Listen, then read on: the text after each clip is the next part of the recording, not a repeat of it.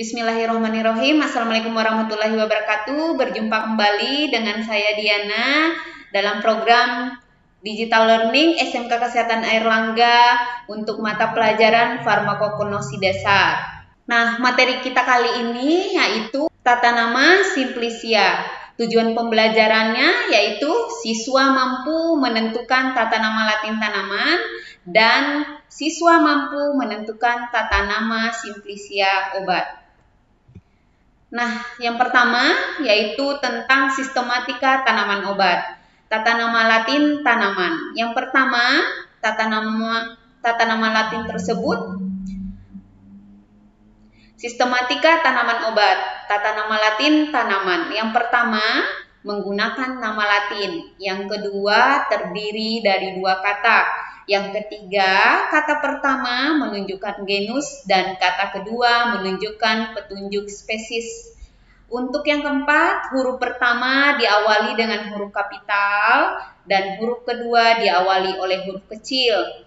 Kemudian dicetak miring atau diberi garis bawah. Dapat diikuti dengan singkatan nama ahli botani. Nah, contohnya Oryza sativa L. Nah, nama ahli botaninya disingkat huruf L yang artinya Linnaeus. Yang ketujuh, nama Latin tanaman tidak boleh lebih dari dua kata. Jika lebih, maka kedua kata dan ketiga harus dihubungkan dengan tanda garis mendatar. Contohnya, Hibiscus rosa sinensis. Nah, bagian-bagian tanaman obat yang mengandung isi berkhasiat. Yang pertama, kormus atau tubuh tanaman dibagi menjadi tiga. Yang pertama, radix atau akar, caulis atau batang, folium atau daun. Kemudian gemma atau kuncup, flos atau bunga, fructus atau buah, semen atau biji, tubera atau umbi, rizoma atau akar tinggal, bulbus, umbi lapis, korteks atau kulit bagian batang atau buah yang dapat dikelupas. Kemudian herba atau bagian tanaman lunak di atas tanah. Kemudian pulpa, daging buah, dan yang terakhir kayu atau lignum. Nah, tata nama Simplicia. Nah, dalam ketentuan umum Farmakopeia Indonesia, nama Simplicia nabati ditulis dengan menyebutkan nama genus atau spesies nama tanaman, diikuti nama bagian tanaman yang digunakan. Ketentuan tersebut tidak berlaku untuk Simplicia nabati yang diperoleh dari beberapa macam tanaman dan untuk eksudat nabati. Contohnya, genus ditambah nama bagian tanaman. Contoh yang pertama, Cinchona cortex. Yang kedua, Digitalis folium. Yang ketiga, Thymi herba. Dan yang keempat, Zingiber rhizoma. Nah, ini contoh genus diikuti nama bagian tanaman. Petunjuk spesies dan nama bagian tanaman. Contohnya, Belladonna herba, Serpili herba. Petunjuk spesies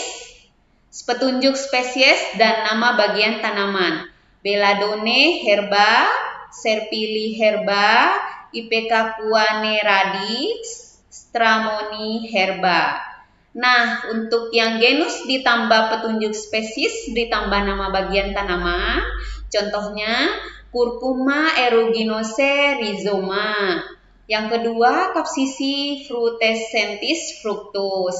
Yang ketiga, kemudian beberapa nama Simplicia yang tidak mengikuti tata nama. Yang pertama, Galange rhizoma, Sene folium, Oleum auranti.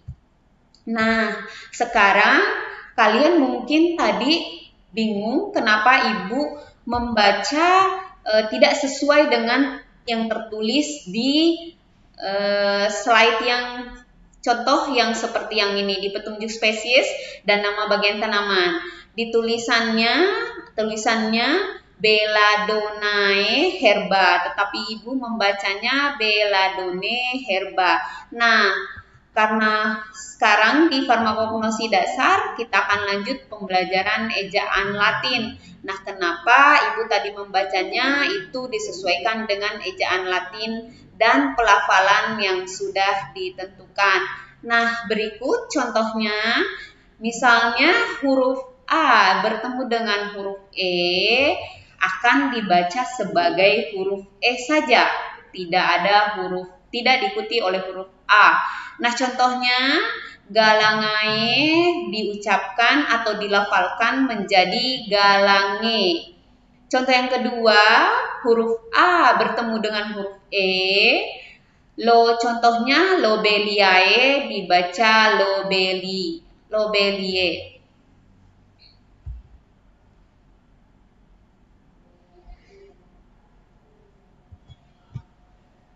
Nah, sekarang kita ke ejaan Latin. Mungkin kalian bingung kenapa tadi Ibu membaca di slide sebelumnya, di contoh petunjuk spesies dan nama bagian tanaman, Ibu membacanya atau melafalkannya atau menyebutkannya tidak seperti yang tertulis. Nah, makanya kita akan lanjut mempelajari tentang ejaan Latin. Nah, ejaan Latin ini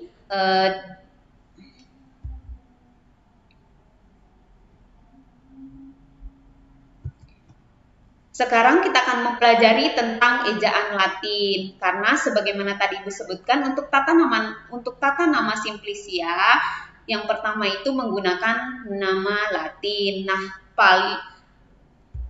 sekarang kita akan lanjut ke ejaan Latin. Mungkin kalian bingung kenapa di slide sebelumnya Ibu melafalkan contoh di Belladonnae herba, Ibu melafalkannya menjadi Belladone herba.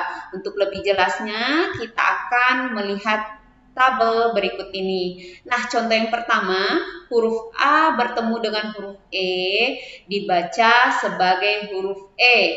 Contohnya, galangae diucapkan atau dilafalkan menjadi galange.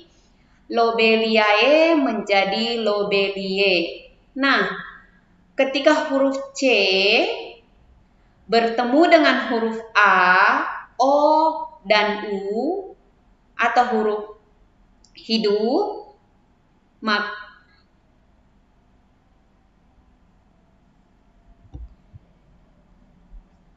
kita lanjut di ejaan Latin. Mungkin kalian bingung kenapa di slide sebelumnya Ibu membaca Belladonnae herba menjadi Belladone.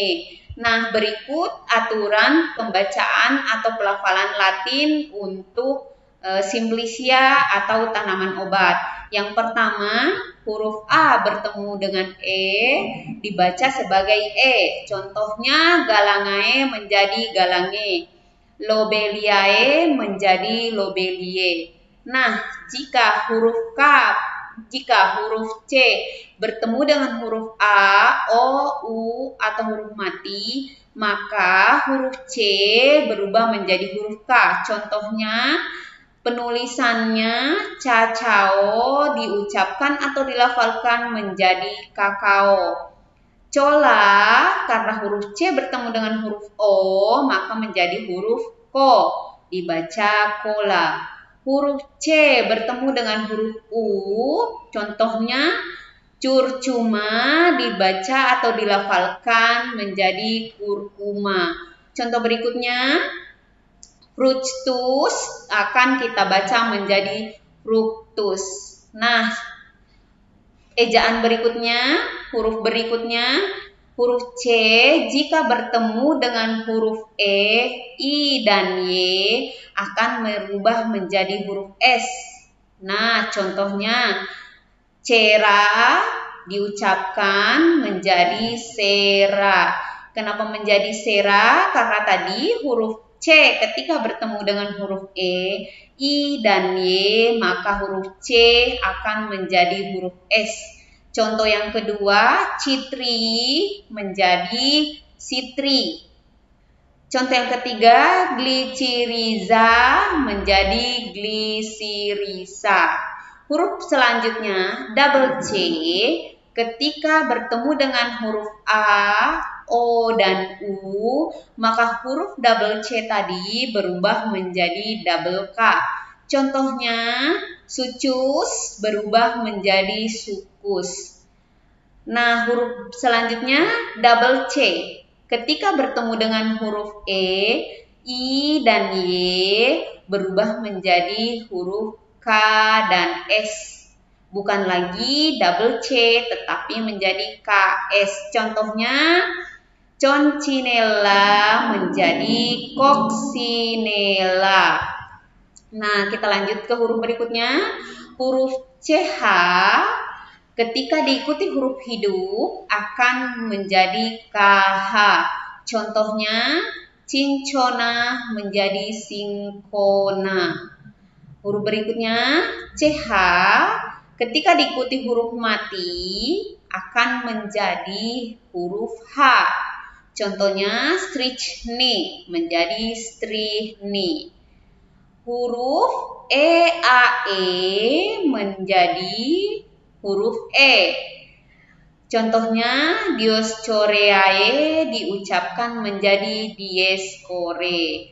Huruf E dan U dibaca E plus U. Contohnya, oleum. Pelafalannya oleum. Contoh berikutnya, cetaceum dilafalkan menjadi cetaceum. Huruf double F menjadi huruf F.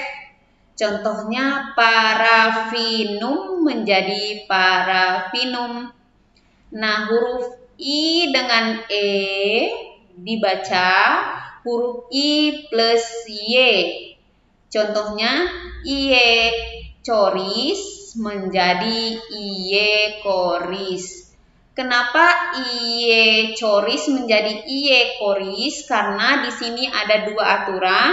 Ketika huruf IE akan berubah menjadi I plus Y, dan C ketika bertemu dengan O, tadi di awal sudah Ibu jelaskan, ketika C bertemu dengan huruf O akan menjadi Ko. Jadi pelafalannya menjadi iye koris. Untuk double I dibaca I plus I. Contohnya, aurantii tetap menjadi aurantii. Contoh huruf berikutnya, huruf J berubah menjadi huruf Y. Contohnya, kaju putih menjadi kayu putih. Double L dibaca L, contohnya vanilla menjadi vanilla. Double M menjadi M, contohnya gumi menjadi gumi. Contoh yang kedua, ijtahmolum menjadi ihtamolum. Nah, di sini ada dua aturan ejaan. Yang pertama huruf C dengan H, kemudian double M. Huruf selanjutnya, huruf NH menjadi N. Contohnya, IP cacuan heae menjadi IPK kuane. Nah, ini lebih banyak lagi aturan ejaannya. Yang pertama, huruf C bertemu dengan A, huruf C bertemu dengan U, kemudian huruf N dengan H. Nah, di awal sudah Ibu tadi jelaskan ketika huruf C bertemu dengan A, ketika huruf C bertemu dengan U, dan sekarang huruf N dengan H. Nah, maka menjadi huruf N saja. Jadi yang tadi IPK menjadi IPK, kuan hae menjadi kuane. Huruf berikutnya, huruf O dan E dibaca EU. Contohnya, Foeniculi menjadi Feuniculi. Nah, ejaan yang kita temukan di contoh Foeniculi adalah huruf OE menjadi EU dan huruf CU menjadi KU. Jadi pelafalannya menjadi Feuniculi. Yang kedua contoh berikutnya, asafoetida menjadi asafeutida. Huruf berikutnya, double N menjadi huruf N. Contohnya, belladonna menjadi belladonna. Nah, ada dua ejaan yang kita temukan. Yang pertama double L dan double N menjadi belladonna. Yang kemudian yang kedua senae, ada dua juga pelafalan yang harus kalian lihat. Ada double N dan huruf AE menjadi sene. Huruf PH menjadi huruf F. Contohnya ortosifon menjadi ortosifon. Maaf ya, di sini ada Ibu salah penulisan, di pelafalannya menjadi ortosifon. Untuk double P menjadi P, contohnya hipoglosi menjadi hipoglosi. Ada dua huruf juga yang masuk ke dalam aturan ejaan pelafalan. Yang pertama double P dan double S. Nah, yang kemudian yang terakhir huruf Q bertemu dengan U dibaca menjadi huruf K dan W. Contohnya quercus menjadi quercus. Nah, ada dua juga, yaitu huruf Q dengan U dan huruf C dengan U menjadi quer dan kus. Sekian untuk pembelajaran kita pada hari ini. Untuk materi lebih jelasnya, kalian bisa membaca di buku Tanaman Obat Indonesia dan menonton Stakos TV. Jangan lupa subscribe, komen, dan like. Assalamualaikum warahmatullahi wabarakatuh.